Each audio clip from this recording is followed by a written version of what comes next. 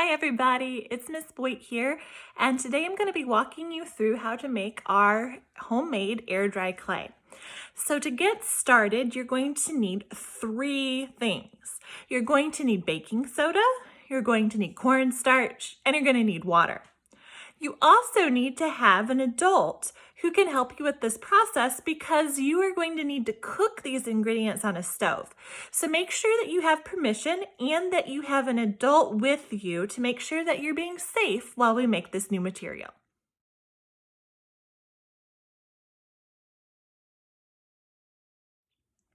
Today in our video, I am going to be making a half of a batch of our homemade air dry clay because I had just a small amount of baking soda in my house when I made this video.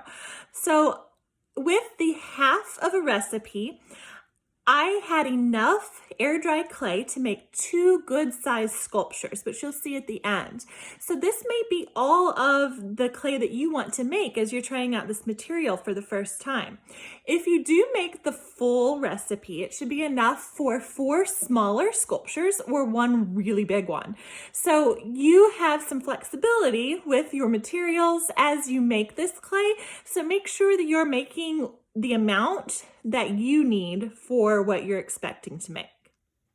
Okay, so I'm starting to mix my ingredients for our air dry clay, and I'm starting with the baking soda because I had just a little bit of baking soda left. So I've got 1 cup of baking soda here ready to start. I'm going to go ahead and put this in my pan so I can start mixing. All right, so here I am getting a 1/2 cup of cornstarch since I'm doing just half of a recipe of our air dry clay today.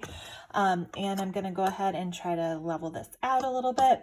It does not have to be super exact for this recipe. So if you are low on ingredients like I was, you can kind of improvise and change. I also need to have the water that was called for in my recipe. So instead of 1 1/4 cups from my regular recipe, I'm gonna have just a little less than 2/3 of a cup. So I'm gonna go empty that out and then we'll pour the correct amount into it. Okay, so I'm ready to add my water to my recipe here. I'm gonna go ahead and pour that into my pan. I am going to turn my oven on medium heat. So we're going to put it right there in the middle, and we're going to start stirring. And as you stir, this is going to get kind of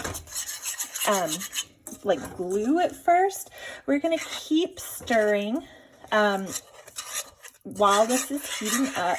And our goal is going to be for this to look and remind us of the consistency of mashed potatoes.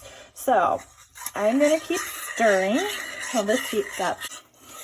All right, guys, so I've been stirring constantly for about 3 minutes now, and you can start to see that it's getting a little bit thicker, and that's good. You're going to keep stirring until you get that mashed potato consistency. So it's not going to be really liquidy anymore. So we've still got some time to go. All right, so this didn't take much longer past that 3-minute mark. You can see that we are starting to get pretty thick here. We are getting that mashed potato consistency here. So I think it's time for us to turn off our heat, and we're going to let that cool just a little bit, and then we'll take it out. Okay, so I've taken it off the stove top, and I've put a cutting board out here so I can lay my concoction out to cool. I'm not able to record and do this. So. All right, here it is.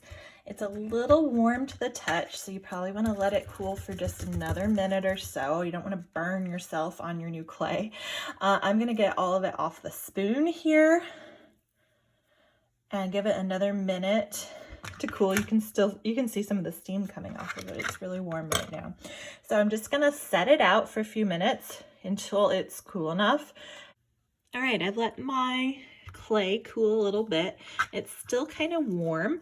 As it's cooling, I'm noticing that it's starting to dry out a little bit. So if you want to let it cool completely, I'm going to suggest putting a piece of saran wrap or a towel over it just to keep that moisture in while it's cooling.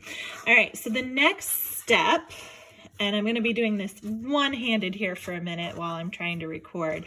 You're going to try to knead or just kind of squish and move that clay all around. And you can see the more I move it, get closer in here, the smoother it becomes. And that's really what you're looking for in this step, is you're just trying to get out all of those last parts that are still not quite mixed in yet, and make it really smooth and really consistent across the whole piece of clay.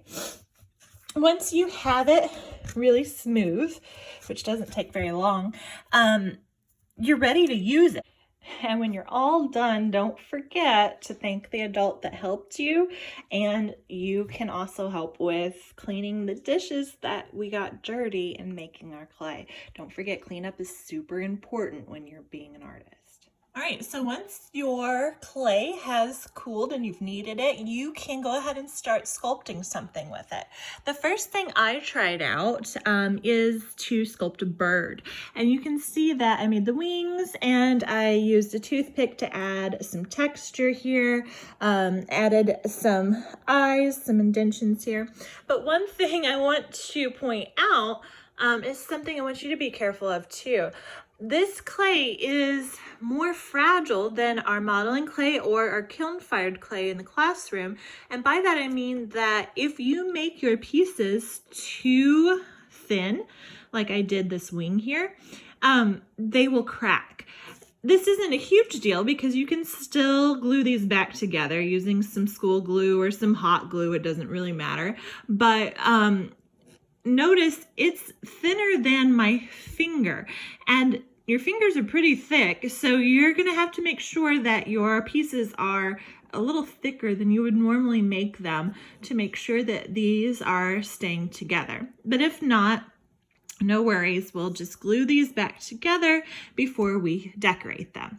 I also wanted to show you that the half batch of clay that I made today had enough for my bird sculpture and some left over that could become another sculpture. So with the leftover, I put it into a big ball and put it inside a Ziploc bag, or you could put it in any container that has a lid that seals to keep the air out. And this can then be stored for a few days, and you can make something else with it a little bit later. My bird has been drying for a little less than 24 hours right now, and it's not completely dry on the underneath. I broke the tail trying to turn it over and let the underneath dry a little bit. So my suggestion is going to be to just let it set for a little bit longer and let it dry in place, because it is pretty fragile. And again, especially if you made some of those pieces a little thinner than a finger's width. So I hope that this works out for you. It's a new material for all of us. So if it doesn't work out exactly the way you expected it to the first time, that's okay. Keep trying and you'll learn a little bit more about that clay and how it works, and you'll be more successful as you keep trying.